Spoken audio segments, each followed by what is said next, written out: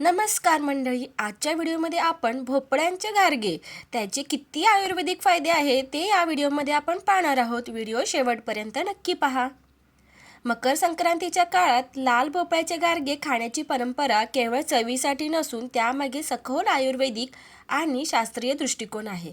संक्रांत हा सण थंडीच्या दिवसात येतो आणि या काळात शरीराला विशिष्ट पोषणाची गरज असते. लाल भोपळ्याच्या गारग्यांचे आयुर्वेदिक महत्त्व खालीलप्रमाणे आहे.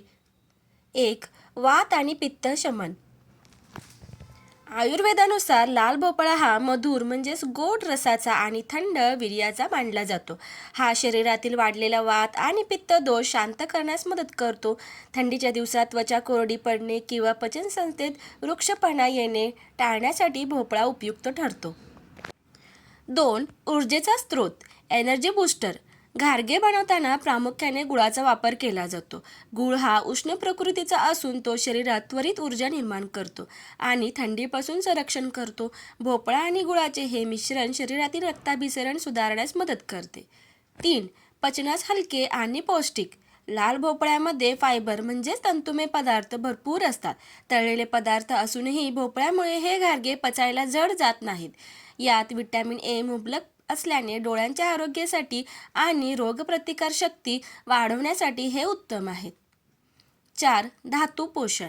संक्रांतीच्या काळात शरीर संकुचित होत असते. थंडीमुळे अशा वेळी भोपळ्यातील पोषक तत्वे शरीरातील सप्त धातूंचे पोषण करतात. हे घारगे सात्विक मानले जातात, जे मनाला शांतता आणि शरीराला तृप्ती देतात.